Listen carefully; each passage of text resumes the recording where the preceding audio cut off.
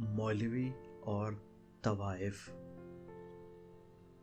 दिसंबर के अवाइल की बात है जब महकमा औकाफ ने ज़बरदस्ती मेरी तैनाती शेखुपुरा के जामिया मस्जिद से हीरा मंडी लाहौर की एक पुरानी मस्जिद में कर दी थी।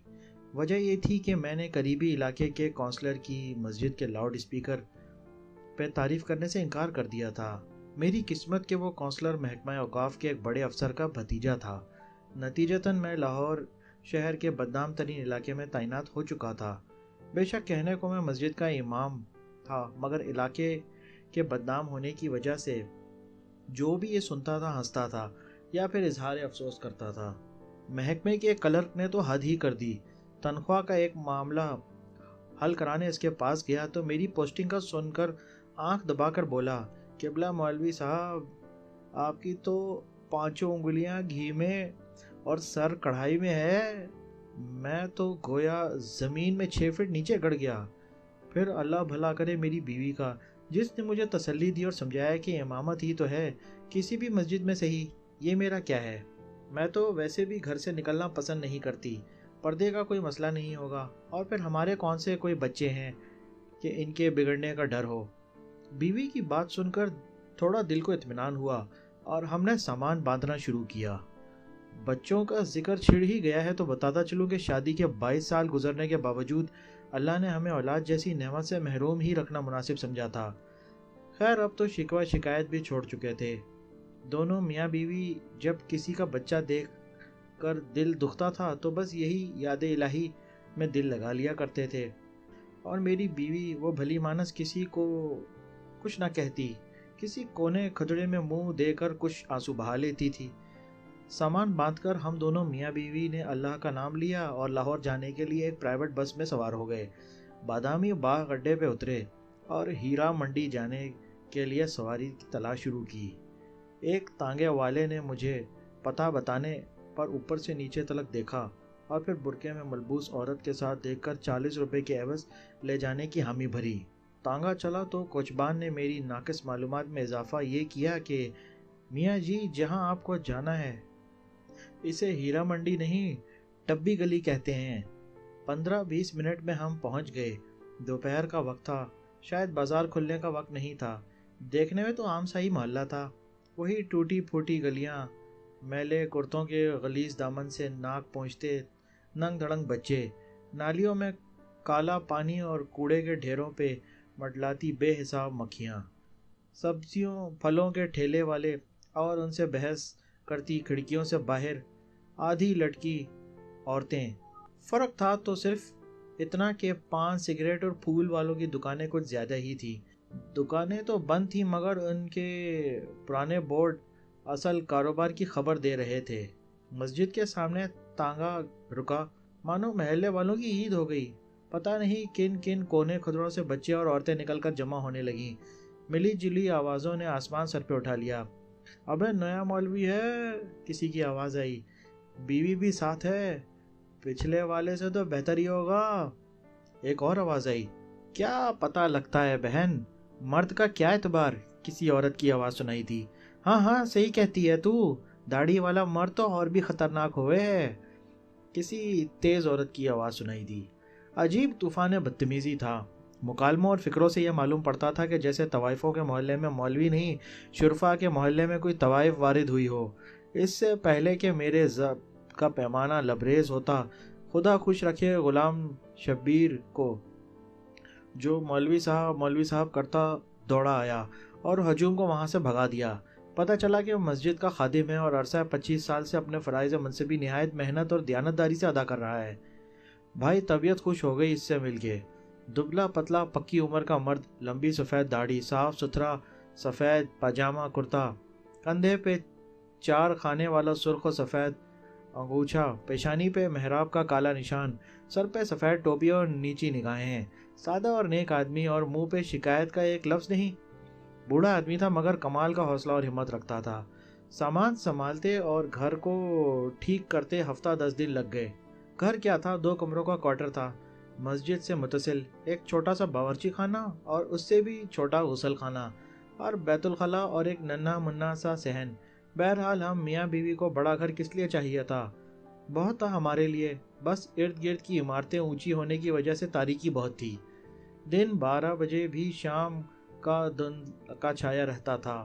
گھر ٹھیک کرنے میں غلام شبیر نے بہت ہاتھ بٹایا۔ صفائی کرنے سے دیواریں چونا کرنے تک، تھوڑا خریدنے پر پتہ چلا کہ یہاں آنے والے ہر مسجد امام کے ساتھ غلام شبیر گھر کا کام بھی کرتا تھا۔ بس تنخواہ کے نام پہ غریب 2 وقت کا کھانا مانگتا تھا اور رات کو مسجد میں ہی سوتا تھا۔ یوں اس کو رہنے کی جگہ مل جاتی تھی اور مسجد کی حفاظت بھی ہو جاتی تھی۔ جب سے میں آیا تھا ایک بات دماغ میں کھٹک رہی تھی، ایک دن غلام شبیر سے پوچھ ہی لیا، میاں یہ بتاؤ کہ پچھلے امام صاحب کے ساتھ کیا ہوا؟ وہ تھوڑا ہچکچایا اور پھر ایک طرف لے گیا کہ اب بیگم کے کان میں آواز نہ پڑے۔ میاں جی اب کیا بتاؤں آپ کو، جوان آدمی تھے اور غیر شادی شدہ بھی۔ محلے میں بھلا حسن کی کیا کمی ہے، بس دل آ گیا ایک لڑکی پہ۔ لڑکی کے دلال بھلا کہاں جانے دیتے سونے کی چڑیا کو۔ پہلے تو انہوں نے مولانا کو سمجھنے سمجھانے کی بہت کوشش کی، پھر ڈرایا دھمکایا، لیکن مولانا نہیں مانے۔ ایک رات لڑکی کو بھگا لے جانے کی کوشش کی، بادامی باغ اڈے پر ہی پکڑے گئے۔ ظالموں نے اتنا مارا پیٹا کہ مولانا جان سے گئے۔ غلام شبیر نے نہایت افسوس کے ساتھ ساری کہانی سنائی۔ پولیس وغیرہ؟ قاتل پکڑے نہیں گئے؟ میں نے گھبرا کر پوچھا۔ غلام شبیر ہنسنے لگا، کمال کرتے ہیں آپ بھی میاں جی، پولیس بھلا ان لوگوں کے چکروں میں کہاں پڑتی ہے، بس اپنا بھتہ وصول کیا اور غائب۔ اور ویسے بھی کوتوال صاحب خود اس لڑکی کے عاشقوں میں شامل تھے۔ لا حول ولا قوت الا باللہ، کہاں اس جہنم میں پھنس گئے ہیں ہم۔ میں یہ سب سن کر سخت پریشان ہوا۔ آپ کیوں فکر کرتے ہیں میاں جی، بس چپ کر کے نماز پڑھیں اور پڑھائیں۔ دن کے وقت کچھ بچے آ جایا کریں گے، ان کو قرآن پڑھا دیا کریں، بس باقی اپنے کام سے کام رکھیں گے تو کوئی تنگ نہیں کرتا یہاں۔ بلکہ مسجد کا امام اچھا ہو تو گناہوں کی اس بستی میں لوگ صرف عزت کرتے ہیں۔ غلام شبیر نے میری معلومات میں اضافہ کرتے ہوئے بتایا تو میری جان میں جان آئی۔ انہی شروع کے ایام میں ایک واقعہ ہوا کہ پہلے دن ہی دوپہر کے کھانے کا وقت ہوا تو دروازے پہ کسی نے دستک دی۔ غلام شبیر نے جا کے دروازہ کھولا اور پھر ایک کھانے کی ڈھکی تشتری لے کر اندر آ گیا۔ میری سوالیہ نگاہوں کے جواب میں کہنے لگا، نورا نے کھانا بھجوایا ہے، پڑوس میں رہتی ہے۔ میں کچھ نہ بولا اور نہ ہی مجھے کوئی شک گزرا۔ سوچا ہوگی کوئی اللہ کی بندی، اور پھر امام مسجد کا گھر کا چولہا تو ویسے بھی کم ہی جلتا ہے۔ بہرحال جب اگلے 2 دن بھی یہی معمول رہا تو میں نے سوچا کہ یہ کون ہے جو بغیر کوئی احسان جتائے احسان کیے جا رہی ہے۔ عشاء کی نماز کے بعد مسجد میں ہی تھا جب غلام شبیر کو آواز دے کر بلایا اور پوچھا، میاں غلام شبیر، یہ نورا کہاں رہتی ہے؟ میں چاہتا ہوں کہ میری گھر والی جا کر اس کا شکریہ ادا کرے۔ غلام شبیر کے تو آسان خطا ہو گئے۔ یہ سن کر، میاں جی یہ آپ کیا کہہ رہے ہیں؟ بی بی جی نہیں جا سکتی وہاں؟ میں نے حیرانی سے مزید استفسار کیا تو گویا غلام شبیر نے پہاڑ ہی توڑ دیا میرے سر پہ۔ میاں جی اس کا تو پورا نام نہیں پتا، مگر اس کو نورا کنجری کے نام سے جانا جاتا ہے۔ پیشہ کرتی ہے جی۔ پیشہ کرتی ہے یعنی طوائف ہے، اور تم ہمیں اس کے ہاتھ کا کھانا کھلاتے رہے ہو؟ استغفر اللہ استغفر اللہ۔ غلام شبیر کچھ شرمسار ہوا میرا غصہ دیکھ کر۔ تھوڑی دیر بعد ہمت کر کے بولا، میاں جی یہاں تو سب لوگ ایسے ہی رہتے ہیں، ان کے ہاتھ کا نہیں کھائیں گے تو مستقل چولہا جلانا پڑے گا، جو آپ کی تنخواہ میں ممکن نہیں۔ یہ سن کر میرا غصہ اور تیز ہو گیا۔ ہم شریف لوگ ہیں غلام شبیر، بھوکے مر جائیں گے مگر طوائف کے گھر کا نہیں کھائیں گے۔ میرے تیور دیکھ کر غلام شبیر کچھ نہ بولا، مگر اس دن کے بعد سے نورا کنجری کے گھر سے کھانا کبھی نہ آیا۔ جس مسجد کا میں امام تھا، عجیب بات یہ تھی کہ اس کا کوئی نام نہیں تھا، بس ٹبی مسجد کے نام سے مشہور تھی۔ ایک دن میں نے غلام شبیر سے پوچھا کہ میاں نام کیا ہے اس مسجد کا؟ وہ ہنس کر بولا، میاں جی اللہ کے گھر کا کیا نام رکھنا، پھر بھی کوئی نام تو ہوگا نا، سب مسجدوں کا ہوتا ہے۔ میں کچھ کھسیانہ ہو کے بولا، بس میاں جی بہت نام رکھے، جس فرقے کا مولوی آتا ہے پچھلا نام تبدیل کر کے نیا رکھ دیتا ہے، آپ ہی کوئی اچھا سا رکھ دیں۔ وہ سر گھچاتا ہوا بولا۔ میں سوچ میں پڑ گیا، گناہوں کی اس بستی میں اس واحد مسجد کا کیا نام رکھا جائے، کیا نام رکھا جائے، یہی سوچ رہا تھا کہ اچانک دماغ میں خیال آیا، ہاں موتی مسجد ٹھیک رہے گا، گناہوں کے کیچڑ میں چمکتا پاک صاف موتی۔ دل ہی دل میں نے اس مسجد کے نام کا فیصلہ کیا اور اپنی پسند کو داد دیتا اندر کی جانب بڑھ گیا، جہاں بیوی کھانا لگائے میری منتظر تھی۔ اب بات ہو جائے قرآن پڑھنے والے بچوں کی۔ تعداد میں 11 تھے اور سب کے سب لڑکے۔ ملی جلی عمروں کے، 5 سے 11-12 سال کی عمر کے۔ تھوڑے شرارتی ضرور تھے مگر اچھے بچے تھے۔ نہا دھو کے اور صاف ستھرے کپڑے پہن کر آتے تھے، 2 گھنٹے سپارہ پڑھتے تھے اور پھر باہر گلی میں کھیلنے نکل جاتے۔ کون تھے، کس کی اولاد تھے، میں نے نہ کبھی پوچھا نہ کسی نے بتایا۔ لیکن پھر ایک دن غضب ہو گیا۔ قرآن پڑھنے والے بچوں میں سے ایک بچہ نبیل نام کا تھا۔ یوں تو اس میں کوئی خاص بات نہ تھی، لیکن بس تھوڑا زیادہ شرارتی تھا۔ تلاوت میں دل نہیں لگتا تھا، بس آگے پیچھے ہلتا رہتا اور کھیلنے کے انتظار میں لگا رہتا۔ میں بھی درگزر سے کام لیتا کہ چلو بچہ ہے، لیکن ایک دن ضبط کا دامن میرے ہاتھ سے چھوٹ گیا۔ اس دن صبح ہی سے میرے سر میں ایک عجیب درد تھا۔ غلام شبیر سے مالش کرائی، پیناڈول کی 2 گولیاں بھی کھائیں، مگر درد زور آور بیل کی مانند سر میں چنگاڑتا رہا۔ درد کے باوجود اور غلام شبیر کے بہت منع کرنے پر بھی میں نے بچوں کا ناغہ نہیں کیا۔ نبیل بھی اس دن معمول سے کچھ زیادہ ہی شرارتیں کر رہا تھا، کبھی ایک کو چھیڑ کبھی دوسرے کو۔ جب اس کی حرکتیں حد سے بڑھ گئیں تو یکایک میرے دماغ پر غصے کا بھوت سوار ہو گیا۔ میں نے پاس رکھی لکڑی کی رحل اٹھا کر نبیل کے دے ماری۔ میں نے نشانہ تو کمر کا لیا تھا، مگر خدا کا ایسا کرنا ہو کہ رحل بچے کی پیشانی پر جا لگی۔ خون بہتا دیکھ کر مجھے میرے سر کا درد بھول گیا اور میں نے گھبرا کر غلام شبیر کو آواز دی۔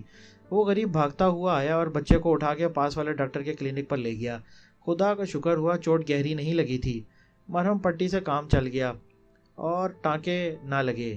خیر باقی بچوں کو فارغ کر کے مسجد کے دروازے پہ پہنچا ہی تھا کہ چادر میں لپٹی ایک عورت نے مجھے آواز دے کر روک لیا۔ میں نے دیکھا کہ وہ عورت دہلیز پہ کھڑی مسجد کے دروازے سے لپٹی رو رہی تھی۔ 40-45 کا سن ہوگا، معمولی شکل و صورت، سانولا رنگ اور چہرے پہ پرانی چیچک کے گہرے داغ، آنسوؤں میں ڈوبی آنکھیں اور گالوں پہ بہتا کالا سرما۔ زیور کے نام پہ کانوں میں لٹکتی سونے کی ہلکی سی بالیاں اور ناک میں چمکتا سستا سرخ رنگ کا لونگ۔ چادر بھی سستی مگر صاف ستھری اور پاؤں میں ہوائی چپل۔ کیا بات ہے بی بی، کون ہو تم؟ میں نے حیرانگی سے پوچھا۔ میں نورا ہوں مولوی صاحب، اس نے چادر کے پلو سے ناک پہنچتے ہوئے کہا۔ نورا؟ نورا کنجری؟ میرے کو تو گویا پاؤں تلے زمین ہی نگل گئی۔ میں نے ادھر ادھر غلام شبیر کی تلاش میں نظریں دوڑائیں، مگر وہ تو نبیل کی مرہم پٹی کرا کے اور اس کے گھر چھوڑنے کے بہانے نہ جانے کہاں غائب ہو گیا تھا۔ جی نورا کنجری، اس نے نظریں جھکائے اپنے نام کا اقرار کیا۔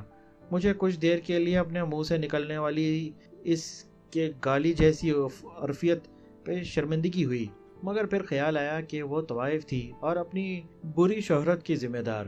شرمندگی اس کو ہونی چاہیے تھی، مجھے نہیں۔ پھر اچانک مجھے احساس ہوا کہ میری موتی جیسی مسجد میں اس طوائف کا ناپاک وجود کسی غلاظت سے کم نہیں تھا۔ باہر نکل کے کھڑی ہو، مسجد کو گندہ نہ کر بی بی۔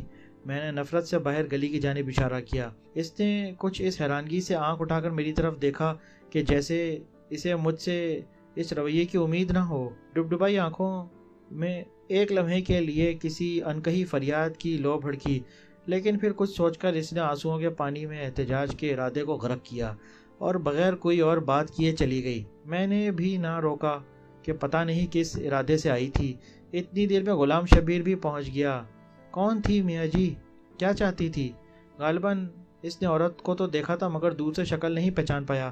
نورا کنجری تھی، پتہ نہیں کیوں آئی تھی، مگر میں نے بھی ڈانٹ پلائی کہ آئندہ اس پاک جگہ کا رخ نہیں کرے گی۔ میں نے داد طلب نظروں سے غلام شبیر کی طرف دیکھا، مگر اس کے چہرے پر ستائش کی جگہ افسوس نے ڈیرے ڈال رکھے تھے۔ وہ بیچاری دکھوں کی ماری اپنے بچے کا گلہ کرنے آئی تھی میاں جی، نبیل کی ماں ہیں، بچے کی چوٹ برداشت نہیں کر سکی اور آپ نے اس غریب کو ڈانٹ دیا۔ غلام شبیر نے نورا کی وکالت کرتے ہوئے کہا۔ تو نبیل نورا کا بیٹا ہے؟ ایسی حرکتیں کرے گا تو سزا تو ملے گی، جیسی ماں ویسا بیٹا۔ میں نے اپنی شرمندگی کو بےہودگی سے چھپانے کی کوشش کی۔ ایک لمحے کو خیال بھی آیا کہ بچہ تو معصوم ہے اور پھر میں نے زیادتی بھی کی تھی، مگر پھر اپنے استاد ہونے کا خیال آیا تو سوچا کہ بچے کی بھلائی کے لیے ہی تو کر رہا ہے، کیا ہوا اگر تھوڑا مار لیا تو؟ اور پھر ایک طوائف کو کیا حق حاصل کہ مسجد کے امام سے شکایت کر سکے؟ کتنے بچے ہیں نورا کے؟ میں نے بات کا رخ بدلنے کی کوشش کی۔ مسجد میں پڑھنے والے سب بچے نورا کے ہی ہیں میاں جی، اس کے علاوہ ایک بچہ گود کا بھی ہے۔ بس اس محلے میں صرف نورا اپنے بچوں کو مسجد بھیجتی ہے، باقی سب لوگوں کے بچے تو آوارہ پھرتے ہیں۔ غلام شبیر کی آواز میں پھر نورا کی وکالت گونج رہی تھی۔ میں نے بھنا کر جواب دینے کا ارادہ کیا ہی تھا کہ کوتوال صاحب کی گاڑی سامنے آ کر رکی۔ خود تو پتہ نہیں کیسا آدمی تھا، مگر بیوی بہت نیک تھی۔ ہر دوسرے تیسرے روز ختم کے نام پر کچھ نہ کچھ میٹھا بھجوا دیتی تھی۔ اس دن بھی کوتوال کا اردلی جلیبیاں دینے آیا تھا۔ گرما گرم جلیبیوں کی اشتہا انگیز مہک نے میرا سارا غصہ ٹھنڈا کر دیا اور نورا کنجری کی بات آئی گئی ہو گئی۔ یہ نبیل کو مار پڑنے کے کچھ دنوں بعد کا ذکر ہے۔ عشاء پڑھا کہ میں غلام شبیر سے ایک شرعی معاملے پر بحث میں الجھ گیا تو گھر جاتے وقت کافی دیر ہو گئی۔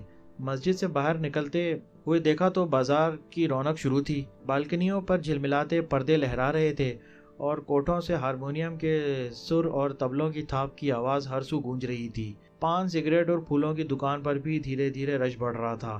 اچانک میری نظر نوراں کے گھر کے دروازے پر جا پڑی۔ وہ باہر ہی کھڑی تھی اور ہر آتے جاتے مرد سے ٹھٹھے مار مار کر گپے لگا رہی تھی۔ آج تو اس کا روپ ہی دوسرا تھا۔ گلابی رنگ کا چست سوٹ، پاؤں میں سرخ گرگابی، ننگے سر پہ اونچا جوڑے پر پروئے موتی کے پھول، میک اپ سے لدا چہرہ، گہری شوخ لپسٹک، آنکھوں میں مسکارا اور مسکارے کی اوٹ سے جھانکتی ننگی دعوت۔ لا حول ولا قوت الا باللہ۔ میں نے تنزیہ نگاہوں سے غلام شبیر کی جانب دیکھا۔ آخر وہ نورا کا وکیل جو تھا۔ چھوڑیے میاں جی، عورت غریب ہے اور دنیا بڑی ظالم۔ اس نے گویا بات کو ٹالنے کی کوشش کی، مگر میں اتنی آسانی سے جان چھوڑنے والا نہیں تھا۔ یہ بتاؤ میاں، جب اس کے گاہک آتے ہیں تو کیا بچوں کے سامنے ہی؟ میں نے معنی خیز انداز میں اپنا سوال ادھورا ہی چھوڑ دیا۔ میاں جی، ایک تو اس کے بچے صبح اسکول جاتے ہیں اور اس لیے رات کو جلدی سو جاتے ہیں، دوسرا مہمانوں کے لیے باہر سین میں کمرہ الگ رکھا ہے۔ غلام شبیر نے ناگوار لہجے میں جواب دیا۔ استغفر اللہ استغفر اللہ۔ میں نے گفتگو کا سلسلہ وہیں ختم کرنا مناسب سمجھا، کیونکہ مجھے احساس ہو چکا تھا کہ غلام شبیر کے لہجے سے جھانکتی ناگواری کا رخ نورا کی جانب نہیں تھا۔ اس کے بعد نورا کا ذکر میرے سامنے تب ہوا جن دنوں میں اپنے اور زوجہ کے لیے حج بیت اللہ کی غرض سے کاغذات بنوا رہا تھا۔ اس غریب کی بڑی خواہش تھی کہ وہ اور میں اللہ اور اس کے نبی پاک صلی اللہ علیہ وسلم کی خدمت میں پیش ہوں اور اولاد کی دعائیں کریں۔ میرا بھی من تھا کہ کسی بہانے سے مکے اور مدینے کی زیارت ہو جائے۔ نام کے ساتھ حاجی لگا ہو تو شاید محکمے والے کسی اچھی جگہ تبدیلی کر دیں۔ زوجہ کا ایک بھانجا انہی دنوں وزارت مذہبی امور میں کلرک تھا۔ اس کی وساطت سے درخواست قبول کر لی گئی۔ کاغذات فائل میں اکٹھے کیے ہی تھے کہ غلام شبیر ہاتھ میں کچھ اور کاغذات اٹھائے پہنچ گیا۔ میاں جی، ایک کام تھا آپ سے، اجازت دیں تو عرض کروں؟ اس نے ہچکچاتے ہوئے کہا۔ ہاں ہاں میاں، کیوں نہیں، کیا بات ہے؟ میں نے داڑھی کے بالوں میں انگلیوں سے کنگھی کرتے ہوئے اس کو بیٹھنے کا اشارہ کیا۔ میاں جی، آپ کی تو وزارت میں وقفیت ہے، ایک اور حج کی درخواست بھی جمع کرا دیں۔ اس نے ہاتھ میں پکڑے کاغذات میری جانب بڑھائے۔ دیکھو میاں غلام شبیر، تم اچھی طرح جانتے ہو کہ میں گھر بار تمہارے ذمہ چھوڑے جا رہا ہوں، اور پھر تمہارے پاس حج کے لیے پیسے کہاں سے آئے؟ میں نے کچھ برہمی سے پوچھا۔ نہیں نہیں میاں جی، آپ غلط سمجھ رہے ہیں، یہ میری درخواست نہیں ہے، نورا کی ہے، اس نے سہم کر کہا۔ کیا میاں، ہوش میں تو ہو؟ نورا کنجری اب مکہ مدینے جائے گی، اور وہ بھی اپنے ناپاک پیشے کی رقم سے؟ توبہ توبہ، میرے تو جیسے تن بدن میں آگ لگ گئی۔ میاں جی، طوائف ہے پر مسلمان بھی تو ہے، اور وہ تو اللہ کا گھر ہے، وہ جس کو بلانا چاہے بلا لے، اس کے لیے سب ایک برابر ہیں۔ اپنی طرف سے غلام شبیر نے بڑی گہری بات کی۔ اچھا، اللہ جس کو بلانا چاہے بلا لے؟ واہ میاں واہ، پھر تو میں درخواست کیوں جمع کراؤں؟ نورا سے کہو سیدھا اللہ تعالیٰ کو ہی بھیج دے، میں نے غصے سے کہا اور اندر کمرے میں چلا گیا۔ زوجہ کا بھانجا برخوردار نکلا اور اللہ کے فضل و کرم سے میری اور زوجہ کی درخواست قبول ہو گئی۔ ٹکٹ کے پیسے کم پڑے تو اسی بھلے لوگ کے جہیز کے زیور کام آ گئے۔ اللہ کا نام لے کر ہم روانہ ہو گئے۔ احرام باندھا تو گویا عمر بھر کے گناہ اتار کے ایک طرف رکھ دیے۔ اللہ کا گھر دیکھا اور نظر بھر کے دیکھا۔ فرائض پورے کرتے کرتے رمی کا دن آ گیا۔ بہت رش تھا، ہزاروں لاکھوں لوگ، ایک ٹھانٹے مارتا سفید رنگ کا سمندر، گرمی بھی بہت تھی، میرا تو دم گھٹنا شروع ہو گیا۔ زوجہ بیچاری کی حالت بھی غیر ہوتی جا رہی تھی۔ اوپر سے غضب کچھ یہ ہوا کہ میرے ہاتھ سے اس کا ہاتھ چھوٹ گیا۔ ہاتھ کیا چھوٹا، لوگوں کا ایک ریلا مجھے رگڑتا ہوا پتہ نہیں کہاں سے کہاں لے گیا۔ عجیب حالت تھے، کسی کو دوسرے کا خیال نہیں تھا، ہر کوئی بس اپنی جان بچانے کے چکر میں تھا۔ میں نے بھی لاکھ اپنے آپ کو سنبھالنے کی کوشش کی، مگر اس رش میں ایک طرف ہی دھکیلا جاتا رہا۔ میں نیچے گیا، ایک عذاب نازل ہو گیا۔ میرے پیٹ پر پیر رکھ رکھ کر دوسرے لوگ اور میرے سر کو پتھر سمجھ کر ٹھوکر مار مار کر ادھر ادھر دوڑ رہے تھے۔ موت میری آنکھوں کے سامنے ناچنے لگی۔ میں نے کلمہ پڑھا اور آنکھیں بند کر لی۔ اتنے میں اللہ کے کسی بندے نے میرا دایاں ہاتھ پکڑ کر کھینچا اور مجھے سہارا دے کر کھڑا کر دیا۔ میں نے سانس درست کی اور اپنے محسن کو شکریہ ادا کرنے کے لیے اس کی طرف نگاہ کی، مانو ایک لمحے کے لیے تو بجلی ہی گر پڑی۔ کیا دیکھتا ہوں کہ میرا ہاتھ مضبوطی سے تھامے نورا کنجری کھڑی مسکرا رہی ہے۔ یہ ناپاک عورت یہاں کیسے آ گئی؟ اس کی حج کی درخواست کس نے اور کب منظور کی؟ میں نے ہاتھ چھڑانے کی بہت کوشش کی، مگر کہاں صاحب، ایک آہنی گرفت تھی، میں نہیں چھڑا سکا۔ وہ مجھے اپنے پیچھے کھینچتی ہوئی ایک طرف لے گئی۔ اس طرف کچھ عورتیں اکٹھی کھڑی تھیں۔ اچانک میری نظر زوجہ پر پڑی، جس کی آنکھوں میں آنسو تھے اور وہ بےتاب نگاہوں سے مجمع ٹٹول رہی تھی۔ ہماری نظریں ملی تو سب تکالیف بھول گئی اور میں دوڑ کر اس کے پاس پہنچا اور آنسو پوچھے۔ کہاں چلے گئے تھے آپ؟ کچھ ہو جاتا تو؟ پریشانی سے الفاظ اس کے گلے میں اٹک رہے تھے۔ بس کیا بتاؤں، آج مرتے مرتے بچاؤں، جانے کون سی نیکی کام آ گئی۔ میں تو پاؤں تلے روندا جا چکا ہوتا اگر نورا نہیں بچاتی۔ میں نے اس کو تسلی دیتے ہوئے کہا، نورا ہماری پڑوسن، وہ یہاں کہاں آ گئی؟ آپ نے کسی اور کو دیکھا ہوگا، اس نے حیرانگی سے کہا۔ ارے نہیں، نورا ہی تھی۔ میں نے ادھر ادھر نورا کی تلاش میں نظریں دوڑائیں، مگر وہ نہ جانے کب کی جا چکی تھی۔ بعد میں بھی اس کو بہت ڈھونڈا، مگر اتنے جم غفیر میں کہاں کوئی ملتا ہے۔ خدا خدا کر کے حج پورا ہوا اور ہم دونوں میاں بیوی وطن واپس روانہ ہوئے۔ لاہور ایئرپورٹ پر غلام شبیر پھولوں کے ہاروں سمیت استقبال کو آیا ہوا تھا۔ بہت مبارک باجی، بہت مبارک میاں جی، بلکہ اب تو میں آپ کو حاجی صاحب کہوں گا۔ اس نے مسکراتے ہوئے ہم دونوں کو مبارک دی تو میری گردن حاجی صاحب کا لقب سن کر اکڑ گئی۔ میں نے خوشی سے سرشار ہوتے ہوئے اس کے کندھے پہ تھپکی دی اور سامان اٹھانے کا اشارہ کیا۔ ٹیکسی میں بیٹھے میں نے مسجد اور گھر کی خیریت دریافت کی تو نورا کا خیال آ گیا۔ میاں غلام شبیر، نورا کی سناؤ۔ میرا اشارہ اس کی حج کی درخواست کے بارے میں تھا۔ اس بیچاری کی کیا سناؤ میاں جی، لیکن آپ کو کیسے پتہ چلا؟ اس نے حیرانگی سے میری جانب دیکھا۔ بس ملاقات ہوئی تھی مکہ شریف میں۔ میں نے اس کے لہجے میں چھپی اداسی کو اپنی غلط فہمی سمجھا۔ مکہ شریف میں ملاقات ہوئی تھی؟ مذاق نہ کریں میاں جی، نورا تو آپ کے جانے کے اگلے دن ہی قتل ہو گئی تھی۔ اس نے گویا میرے سر پر بم پھوڑا۔ قتل ہو گئی تھی؟ میں نے اچنبھے سے پوچھا۔ جی میاں جی، بیچاری نے حج کے لیے جو پیسے جوڑ رکھے تھے، اس رات کوئی گاہک آیا اور پیسوں کے پیچھے قتل کر گیا۔ ہمیں تو صبح پتہ چلا جب اس کے بچوں نے اس کی لاش دیکھی، شور مچایا تو سب اکٹھے ہوئے۔ پولیس والے بھی پہنچ گئے اور اس کی لاش پوسٹ مارٹم کے لیے لے گئے۔ ابھی کل ہی میں مردہ خانے سے میت لے کے آیا ہوں۔ آج صبح ہی تدفین کی۔ غلام شبیر کی آواز آنسوؤں سے بھیگ رہی تھی۔ قاتل کا کچھ پتہ چلا؟ میں ابھی بھی حیرانگی کی گرفت میں تھا۔ پولیس کے پاس اتنا وقت کہاں میاں جی کہ طوائفوں کے قاتلوں کو ڈھونڈے۔ اس بیچاری کی تو نماز جنازہ بھی بس 3 افراد نے ادا کی، ایک میں تھا اور 2 گورکن تھے۔ اس نے افسوس سے ہاتھ ملتے ہوئے کہا۔ اور اس کے بچے، ان کا کیا بنا؟ میں نے اپنی آنکھوں میں امڑتی نمی پوچھتے ہوئے دریافت کیا۔ کوئی لڑکا پیدا ہوتا ہے تو زیادہ تر اسے راتوں رات اٹھا کر کوڑے کے ڈھیر پہ پھینک دیا جاتا ہے۔ وہ سب ایسے ہی بچے تھے۔ نورا سب جانتی تھی کہ کس کے ہاں بچہ ہونے والا ہے، بس لڑکا ہوتا تو اٹھا کر اپنے گھر لے آتی۔ کہنے کو تو وہ طوائف تھی میاں جی، مگر میں گواہ ہوں، غریب جتنا بھی کماتی بچوں پہ خرچ کر دیتی۔ تھوڑے بہت الگ کر کے حج پہ جانے کے لیے جمع کر رکھے تھے، وہ بھی اس کا قاتل لوٹ کر لے گیا۔ یہ بتاؤ غلام شبیر، جب میں نے اس کی درخواست جمع کرانے سے انکار کیا تو اس نے کیا کہا تھا؟ مجھ پہ حقیقتوں کے در کھلنا شروع ہو گئے تھے۔ بس میاں جی کیا کہتی بیچاری، آنکھوں میں آنسو آ گئے، آسمان کی جانب ہاتھ اٹھائے اور کہنے لگی، بس تو ہی اس کنجری کو بلا لے تو بلا لے۔ مجھ پر تو پوچھو گھڑوں پانی پڑ گیا۔ تعصب کی ایک آندھی چل رہی تھی۔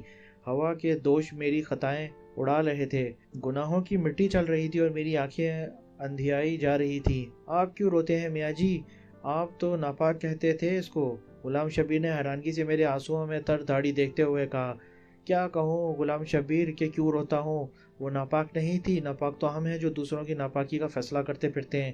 نورا تو اللہ کی بندی تھی، اللہ نے اسے اپنے پاس بلا لیا۔